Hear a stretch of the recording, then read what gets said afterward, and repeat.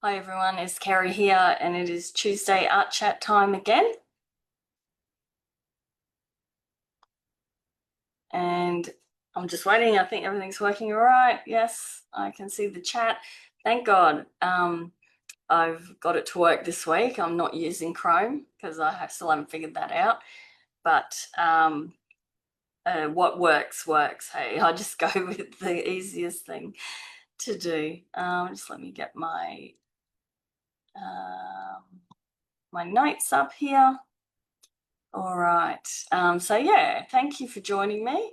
We're getting a lot closer to Christmas now, aren't we? It's starting to feel a bit Christmassy with everywhere I'm going now, I'm starting to see lights on houses and trees in the shopping centres and all of that good stuff. I think everyone loves, or not everyone loves Christmas, but I certainly do. I haven't been one to since the kids left home, and we don't really do Christmas here.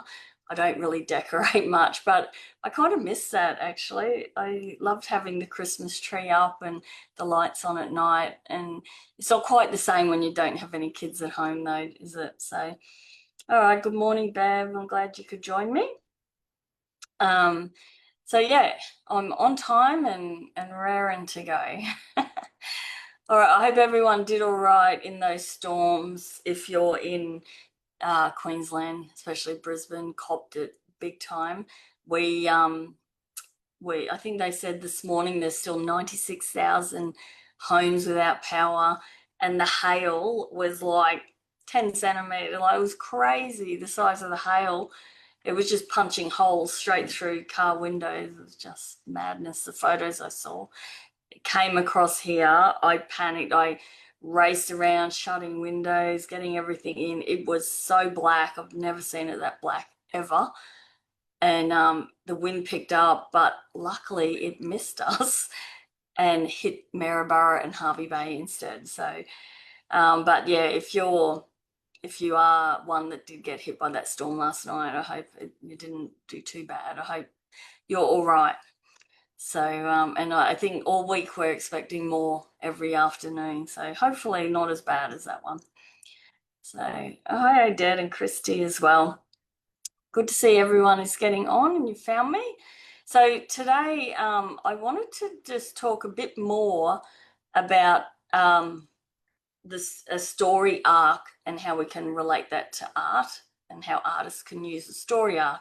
We touched on it a little bit last week when we were just chatting. I can't remember what we were chatting about, but it was to do with posting, and I think it was making sure people see your work and how to be more regular and showing work in progress and all of that stuff. But I touched on story arc, but I just wanted to do a little bit of a deeper dive into that this week. Okay, so again, even as a complete beginner, you might want to start thinking about a story that goes with your work as well. You may not be posting to social media, but having an artist statement can really help with your work when you're doing an exhibition or you're entering a competition. Not all competitions ask for that, but sometimes they do, and it just makes the viewer can relate to the painting more, and sometimes that can help sell the piece, which is cool. All right, so these are we're just going to simplify this, like we're not writing a novel or anything like that. Okay, but if you're someone who kind of freezes when you if you are going to put a post up and you're putting posts of your work and you can't think of what to say, which that happens, I think, to everyone. Um, or you only share the finished piece, which is what I was talking about last week, about showing that middle and the work in progress, even the ugly stage. So, but hopefully this will give you some ideas of how to write more of a story. I wanted to put it more into like how it can relate to an artist statement as well, not really as much about social media, but we'll talk about the social media a bit first, then we'll put it I'll show you how I use ChatGPT to help me put it into a artist statement to go along with a piece of work. Okay, so a story arc is basically the emotional journey your audience goes on with you. So every book, every movie, every fairy tale uses a version of it. But like I said, we're not writing novels, we're making art, so we need to relate it to what we're doing. Okay, so a lot of beginners, not even beginners, but those that don't usually post much, you'll instantly think, I don't know what to write, or I'm not good enough to have a story yet, or my art's too simple, or my piece doesn't actually mean anything. But every artwork really does have a story, even the simple ones, and we've got to pull that out. So if you look at, like I've said before, if abstract artists can come up with a story, then we can definitely come up with a story when we're drawing like representational work that actually you can see what it is. So we can still come up with stories. Okay. So a story arc will help you find your voice, understand your process, connect emotionally with the viewers, and feel more confident talking about your work. And also writing an artist statement that doesn't really sound sort of forced or robotic. Okay, I don't like artist statements. I don't know, you've probably read them. You go to a fancy gallery and you read the artist statement. I was doing this in Harvey Bay actually. There was an art award up there called the Gira, and I was reading the artist statements because with the Gira, when we entered, they said it's not about the artwork, it's about the story behind the artwork. So I was making a point of reading these artist statements, and some of them, I mean, I didn't major in English or anything, I did the bare basics, but I couldn't understand what the statement even meant. It was so, I don't even know what I'm talking about. Writing a story that actually, people can understand what you're talking about. So I'm not going to talk about writing some fancy thing with these really huge words that really doesn't mean a lot. And I think you need an English degree to understand what they're actually saying. But so yeah, so we're talking about fairly simple artist stories here. Hi Tracy and Sandra as well. Okay, so this is sort of how you can break it down and use it for any post or reel or, like I said, an artist statement. So the whole story arc goes, the everyday world is like the ordinary, here's my normal life moment. Then the spark, which is the inspiration or trigger for the piece. The rising action is the messy middle or challenges you've had while you're drawing. The turning point is where things finally click. The payoff is the finished piece or the breakthrough, and the reflection is what you learned. And then if you're doing like social media, you could do an invitation, so you pull the audience into the story a bit and sort of relate it to them. So you don't have to use all 7 of these every time you want to write something about your work, but even just using 2 or 3, it can just help you come up with something and just make it feel like a more engaging post. But I'm going to break down these 7 so we can understand them a little bit better. So the number 1 is the everyday world, which is like, Cinderella sweeping the floor moment. So this is your ordinary everyday moment, which kind of grounds your audience. It shows them your actual life as an artist. So some examples could be like, I started my morning with my chai and a blank sketchbook. Or maybe the cows were bellowing out there at me from the paddock while I was sketching this painting, like this idea. Or maybe something like messy desk today, but that's where all the best ideas start. So bringing people into how your morning is or how your art life is. So it makes you relatable. So there's a question for you. Do you ever feel like your everyday life isn't interesting enough to share? Okay, so I know I quite often think that, but people love seeing in an artist studio. And, if you think of it, we watch, I mean, look at the success of Gogglebox. We watch people watching TV. Like, who'd have thought that would be so popular? people find, people are fascinated with what we think is really boring. Um, People love it. So, yeah, let me know if you think your life isn't interesting enough to share.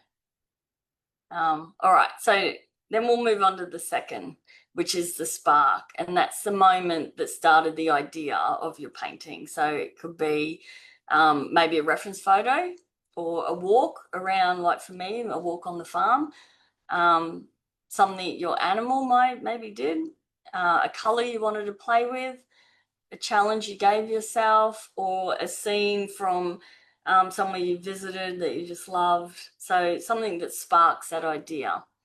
Okay, it tells your audience why you chose that subject, and people love knowing the why as well. Okay, then we go up to number 3 is the rising action. So this is that messy middle. So yeah, the ugly stage. And this actually is the most relatable part, but it's also the part we avoid sharing because it is like the ugly stage, and none of us like to share that because I think it's more that we feel like people don't realize that it's a work in progress, and they think that's it, that's all you can do. But you just got to make it clear that that this is a work in progress and it's the ugly stage. So you could put part of your story, could be the sketch looked wonky and I nearly scrapped it, or the fur was looking like a 3-month-old mop, or that you hit the ugly stage so hard that you thought, yep, it's garbage. But the audience sort of eats that up because they experience it too. So again, let me know if any of you have abandoned a painting during an ugly stage. Okay, whether you've just gone, nah, there's no help here, and you've gotten rid of it. Now, I know I say a lot of times you don't need to throw away a painting that you've like decided it's no good, because when we're using pastel mat, we can wash it off and reuse it. So you're not wasting your paper. But there could be, I've got oil paintings and acrylic paintings that I have just gone, nah, and they're scattered around because I just think they're absolute rubbish and crap. So but I don't really do that so much with pastel because I know I can fix it. And I know oil and acrylic you can fix as well, but I'm just not that good at them to really go about fixing them. Um, but yeah, it's something, like I said, it's what your viewers love to see because it really does make you more relatable and they experience that as well. Okay, then in our story arc, we then go to the turning point. So this is when everything clicks. So this is sort of where the magic happens, I suppose. So you could write, once I fixed the values, the whole thing came alive, or a single highlight in the eye changed everything, or you softened a few edges and all of a sudden the fur actually started to look like fur. So people love those transformational moments. You see when people on Instagram, you see a lot of artists and they're holding that canvas and they spin it to see the finished piece, or they'll show you a few like bits of it just started, but then you see the final thing. So that whole transformation everyone loves. Okay, then we go to the payoff, which is the reveal, the satisfying part. So this is your finished artwork or a big milestone. So like I said, the final painting or close-up detail that turned out really beautifully, or maybe you could film yourself signing it, a before and after comparison. So this is, yep, this is it. Like, this is sort of like in relating to Cinderella, it's when she finally found her prince. Okay, and then we go on to the reflection. So that's what you learned from it, what it meant. So this builds that emotional connection. So maybe why I'm drawn to painting dingoes a lot, why a subject means something to you, what the piece taught you, what surprised you, how you've grown, how your values or color choices changed. So it doesn't have to be really deep or poetic, just a short sentence will work. And then the invitation, if you're posting on socials, then you can bring your audience into a conversation. So that's what builds that community. So you could ask something, and the algorithm on social media if there is comments and you're back and forth, they'll send it further because they see people are interacting, so they start to send your posts out. So you could put like, have you ever hit the ugly stage and panicked, or what animal should I paint next, or do you want to see a tutorial on this, or would you like the reference photo I used, or are you working on something today and show me. So just starting that conversation always helps, and that's more for social media, of course, not for an artist statement. You don't want to ask your viewers a question in an art gallery. All right, what's Jeanette got? I have an acrylic I'm not happy with, been looking and fiddling for ages, still not happy. If I ever felt like it, I will post it. Yeah, I'm not great with acrylic. It just dries way too quick for me. And I know you can get extenders and that, but I feel like you can, yeah, they're similar in that with pastel, that you should be able to keep working on it as well and build it up. But yeah, sometimes you just have to scrap things, I suppose. Oh, hi Wendy. Had to meet me one day. Sarah's auntie Wendy. Oh, okay. I see your name all the time. I didn't realize you were Sarah's auntie. I'll have to let her know. I'm seeing her this week, I think. All right. So I just wanted to make this a bit more relatable. So I'm gonna share my screen if I can find this Zoom, just while I run through this. This one. Share. Okay, so you should be able to see that painting of Dingo. So here's a quick example. So number one was everyday world. So I could say I started my morning in the studio with my chai. I always have a chai in the morning, and scrolling through reference images I took. And then the spark would be this dingo reference, grabbed me the moment I saw the eyes. Like, or you can just come up with a reason why you were like, wow. You know, when you're flicking through reference images and some just really grab you. So that could be the spark. Then the rising action could be the fur looked absolutely shocking halfway through. It felt really patchy and I nearly abandoned it, because if you know me, you know, I get really bored with fur. It takes forever. So that's my nearly abandoning point. I always feel like fur never comes together until it, but I know it will. I've just got to get enough layers down. Anyway, but that's, you don't need to ramble on. So just the rising action, so just one sentence. And then the turning point is once I deepened the shadows and softened edges and build up layers, it suddenly clicked. And then the payoff would be, here's the finished piece. The eyes are my favorite part.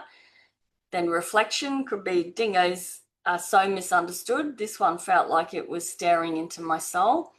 And then the invitation, what animal should I paint next? Let me know. Okay, so that's it. I'm done. I've told a story without overthinking and without writing a novel. Okay, so and it brings more meaning to the piece. And the psychology sort of works because people remember stories more than information. Stories trigger emotion, and the emotion creates a connection. And then connection builds loyalty, and loyalty grows your art career. So when someone buys your art, they buy your story, your meaning, sort of your heart, your journey. They want to get to know you. They're not just buying a pretty painting sort of thing. Okay, so here's another one I wanted to go into. This is more of the artist statement. This cow. Hold on, let me find. I need to find my here it is, my notes, because this one I got ChatGPT to help. Okay, so this is the prompt I gave ChatGPT. Okay, so I did a painting of one of our new Black Brangus heifers we just got in, and she was quiet and fairly friendly considering she was brand new to the farm. Then one morning the light was hitting her perfectly, and I was drawn to how much brown was in her coat in the morning light. It was great to paint having the one side of it all in warm tones, and then because she's a black cow, the shadow side had a lot of cool tones of purples and blues. So and then I said the painting's in pastel, is 70 by 50 centimeters, and is called The New Girl. Okay, and then I asked it to use a story arc and write me an artist statement, because I know ChatGPT can write a lot better than me. So here's the story arc example. So in the everyday world, so number one, it's got one morning on the farm. I went out to check on our new Brangus heifers. They'd only just arrived, so everything still felt fresh and a bit exciting. Then the spark. This particular girl caught my eye straight away, quiet, calm, a little cautious, but already pretty friendly for someone brand new to the place. So that was the spark of the idea. Then the rising action, which is like the messy middle. I wanted to paint her, but the challenges were capturing her black coat without looking flat. Black animals can be so tricky in pastels. And trust me, halfway through, she looked more like a shadow blob than a cow. And then the turning point. Then the one morning, the light hit her perfectly. Suddenly, I could see all those rich, warm browns running through the lit side of her coat, and the shadow side was full of cool purples and deep blues. That moment was the breakthrough. I finally understood how I wanted to paint her. Then the payoff. That lighting created the most beautiful contrast and became the entire heartbeat of the piece. It ended up being 70 by 50 pastel painting, and honestly one of my favorites I've ever done. Then the reflection is, I think, what I loved most was the mix of strength and softness she had. She was new, a little unsure, but still curious. That personality really guided the whole piece. And then the invitation, have you ever painted a black animal and struggled with the colors in the coat? Okay, so that's that story arc structure again. And then as an artist statement, it goes, the new girl began on an early morning walk through our paddocks, checking on a small group of Black Brangus heifers we'd just brought into the farm. One heifer particularly stood out immediately, a quiet, steady presence who carried a soft curiosity despite being so new to her surroundings. The inspiration for this painting struck when the morning light fell across her coat at just the right angle. In that moment, I realised how much rich colours live inside what we casually call black. The sunlit side revealed deep, warm browns, while the shadow side shifted into cool blues and violets, capturing that interplay of warmth and coolness, which was the driving purpose of this piece. Working in soft pastel, the challenge was to avoid the flatness that often comes with painting dark-coated animals. The breakthrough came when I focused on layering subtle layers and temperature shifts rather than relying on pure black. Slowly, her form and presence emerged from the page. At 70 by 50 centimeters, the new girl reflects both a gentle temperament and that quiet moment of connection when an animal lets you in. She represents the beginning of new relationships on the farm, calm, cautious, and full of possibility. Okay, so that is sort of using, like I said, ChatGPT. I'm just going to stop sharing if I can find the button there. So you can see how you can use chat to help you. If you're not great at writing stories, you can use it. So you're going to write a story, but it's expanded and write, better for you, I suppose, more professional sounding. So I'm just trying to get back to see Facebook here so I can see comments. Where am I? Up here. Here we go. Now I need my notes, which I've lost them as well. Hold on, guys. All right, I'm just trying there. That's the one I want. I need one. I've got a note here I wanted to share.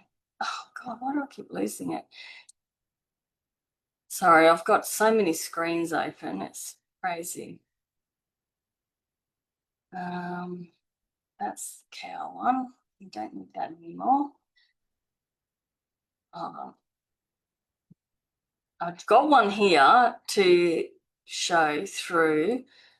If you're using a photo you didn't take yourself, because that sort of, I feel, is a something that a lot of people struggle with as well, thinking about writing a story when about a painting. Like it's easy if you've taken the photo yourself, I suppose, because you know why you took that photo, but you can put it, if you're using copyright-free photos off Pixabay, then you can do a similar thing. Okay, I'm just going to read comments. Sandra, you're hoping to do a dingo myself too, as it reminds me of my late dog Penny, who we used to call her my dingo girl. Yeah, if are you in the membership, Sandra? Because there is a few dingo things in there, if that helps. All right. Oh, thanks, Joe. Okay, so now writing a story or well, an artist statement. We're trying to relate this to. When you reference images like from Pixabay or Unsplash, or make sure it's copyright free, of course. But your story doesn't have to be about the literal photo. It can be about why you chose it, what it reminds you of, what you wanted to learn, the feeling you wanted to capture, the colors or textures that inspired you, the challenge you set for yourself, the animal's personality as you imagined it, the meaning that grew while you painted it. So you're not sort of telling the photographer's story in this case, whereas my example of the cow, a lot of the story where the artist saying was about what I was drawn to in taking that photo, of the light and everything. You're sort of telling your story as the artist, so not the photographer's story. Okay, so you could say, you know, why did you choose this photo out of, say, 10,000 options? You know, you could put, I chose this line because I wanted to practice strong lighting, or this fox felt peaceful and I needed something calm to paint, or I've never painted feathers before and this photo had beautiful detail. Okay, so that's fairly valid. Or you could say it's from your imagination.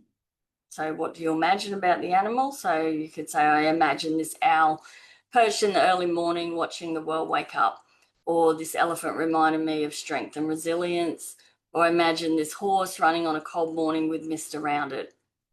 So even if the photo is taken by a complete stranger, you can still interpret the moment it was taken and how that would mean to you.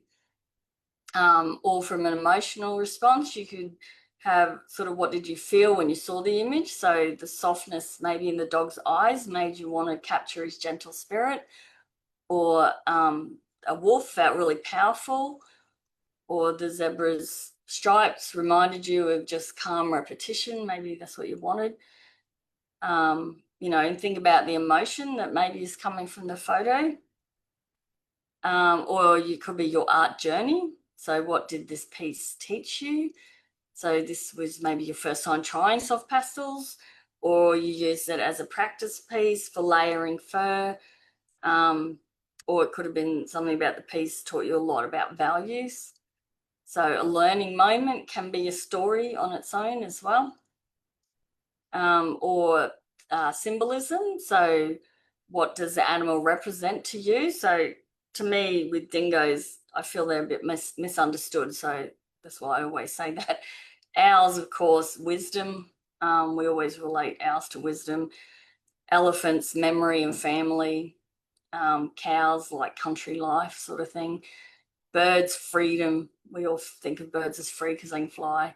Horses, maybe strength. So there's symbolism in the story there. Or it could be, yeah, what it reminds you of, maybe. Memories count. So maybe a deer reminded you of ones you saw as a child, or the cow made me think of the ones I have on my farm. Or it could be a dog reminded you of the one that you grew up with.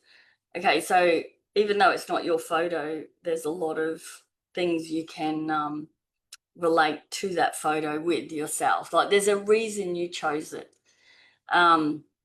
With the memories as well, I was talking to a lady in an art exhibition last year, and she bought a painting because it was of a dresser, like with the mirror, you know, the old style dresses.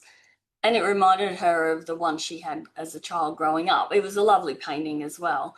But yeah, it was that memory that's the reason she bought it, because exactly it reminded her of hers when she was a child. So here we'll go through and turn this into an artist statement. So let's say number one, what drew you to this image? This reference stood out to me because. Then what were you hoping to learn or explore? So these are sort of little prompts, I suppose. I wanted to use this piece to practice ...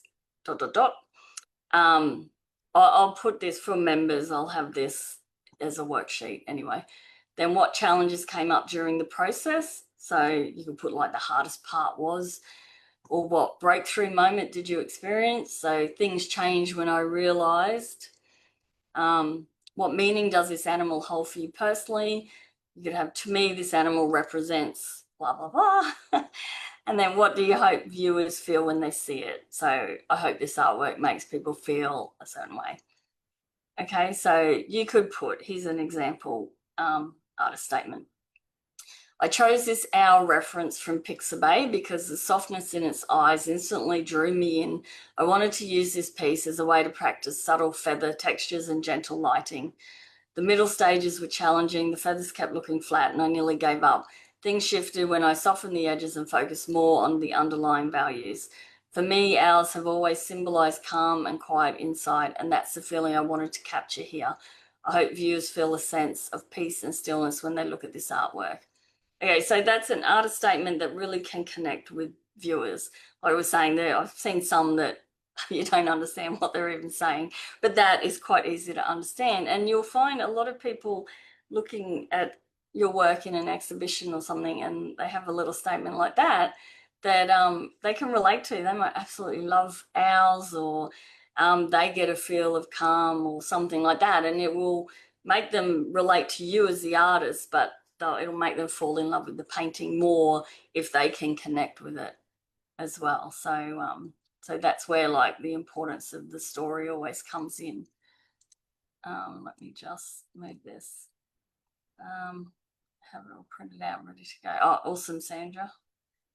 Hi, Evelyn. Okay, so just they were my examples I wanted to show you.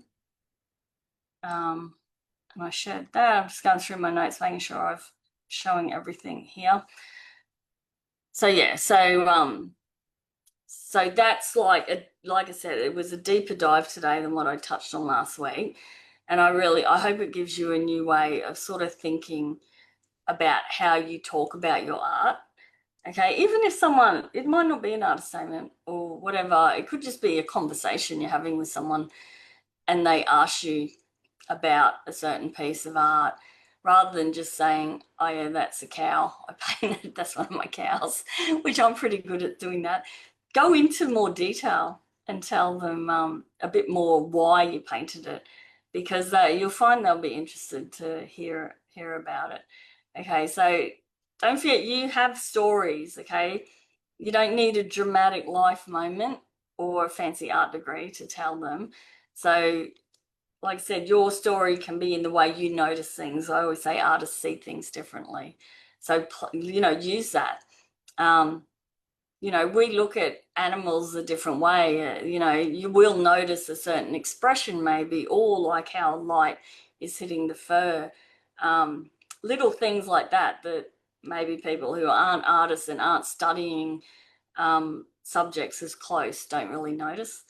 But the minute you share that in a story, they would notice it. And how you push through that ugly stage, because that's relatable.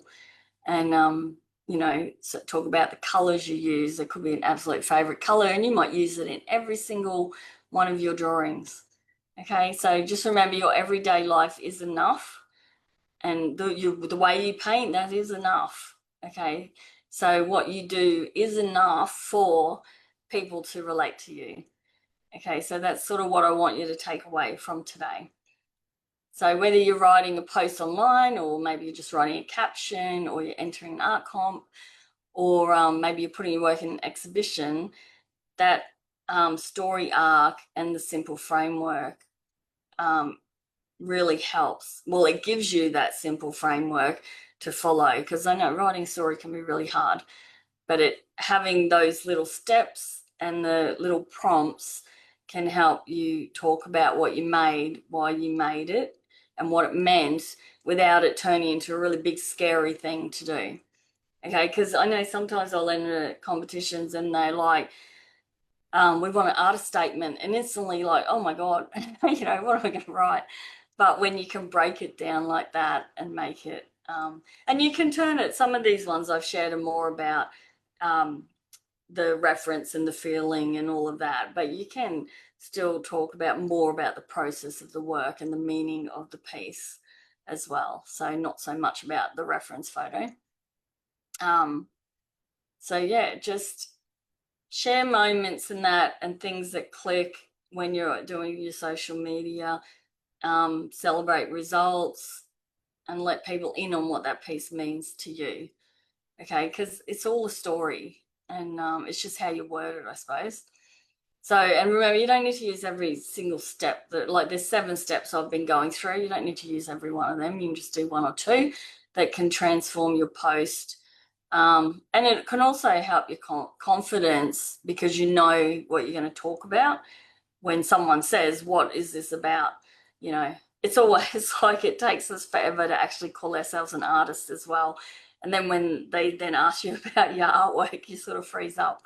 So this is a way to get familiar with being able to talk about what you do and why you created a piece. Okay.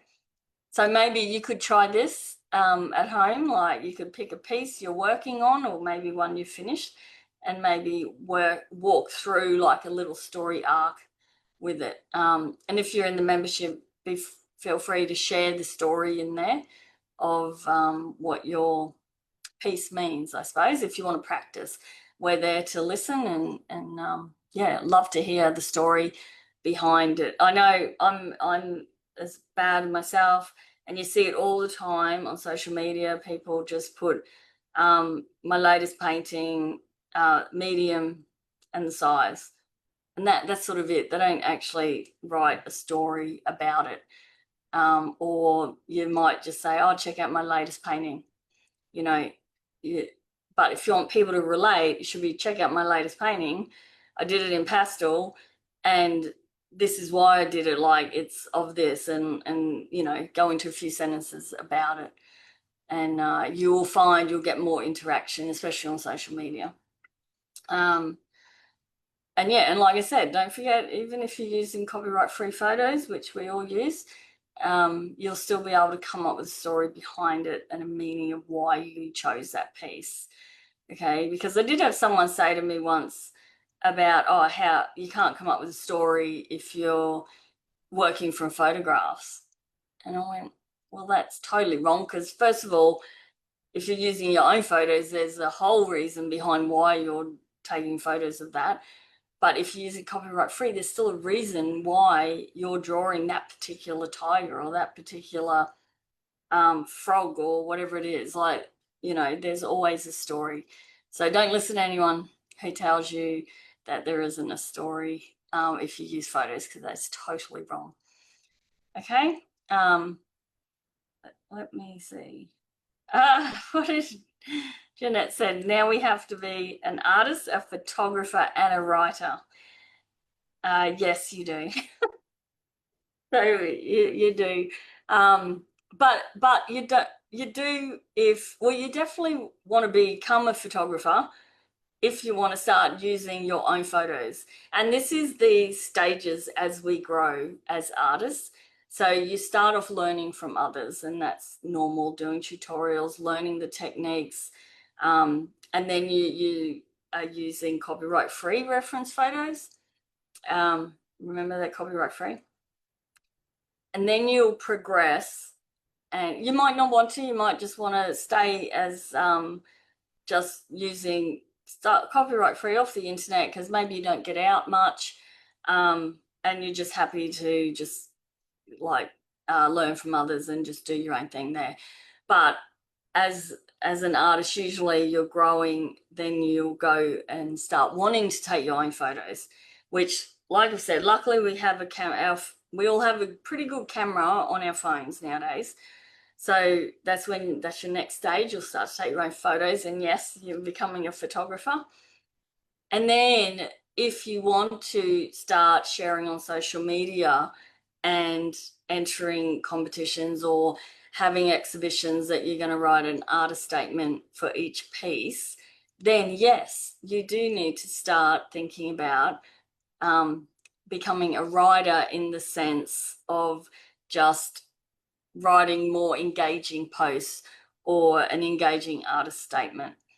Okay, because I know for me, I don't do it that often, but my solo exhibition, rather than a lot of the galleries, they just have, you know, title, medium, artist, price. That's the tag, and it's stuck there next to it. I know our gallery, they're more than happy if you want to do an artist statement.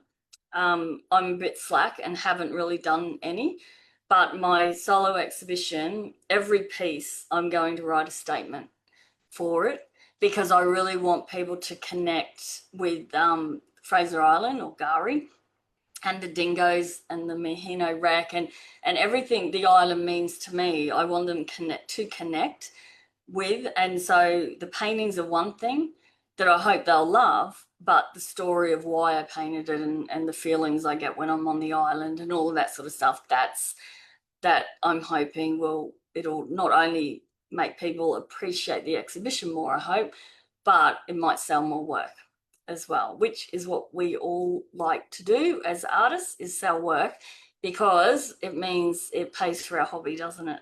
So also Dick got, sometimes I think I write too much.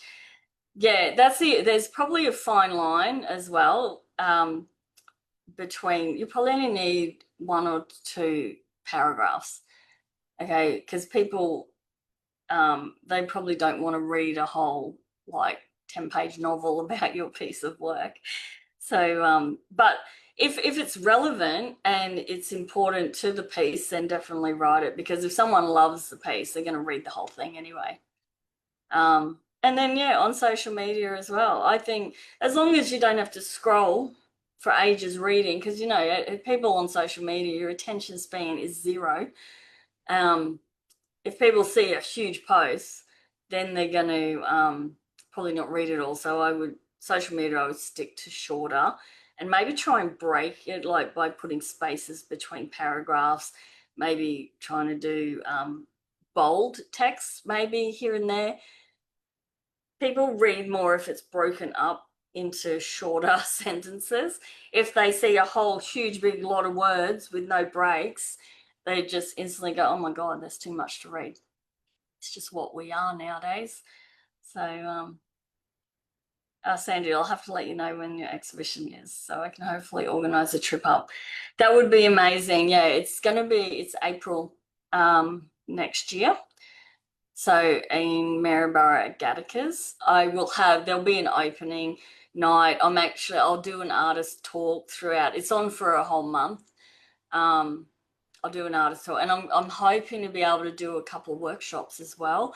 We're going to just do dingo eyes in the workshop in pastel. So yeah, but I'll definitely let all of you guys know exactly when the dates are and everything for that. So it's going to be cool. I'm still in the process of madly trying to get paintings finished for it. So, but I'm getting there. All right, guys. Well, thank you. I hope, like I said, I touched on this last week, but I just wanted to do a little bit deeper dive on the story. And whether you use it or not, totally up to you. You might not even be at a stage that you even want to write a story, but just keep in mind that it does help sell your work. And it's just, yeah, something to get into. Oh, Karen, sorry. Yeah, I'm just closing. You'll have to watch the replay, it's available instantly because we're on Facebook here. So, all right, everyone. So thank you again for joining me. And next week, we've still got another Tuesday chat next week. And then the following one is when we're going to do our draw along of the little holly, our Christmas draw along. Okay, that's on the 9th. If you need, there's an event. If you go to my Facebook page, you'll see the event for it. Also in the Drawing Wildlife and Nature Facebook group, the event is pinned to the top of there. as well. I might put it in the Creative Barn groups as well, actually. So so everyone, you're all welcome to join me, of course. You can just watch, or what I've picked an equipment list as well, you can see there. And there's also a video in the event showing how to transfer the line art so that you're ready to go with me on that day. All right, everyone, thanks again, and I'll see you all next week. Bye.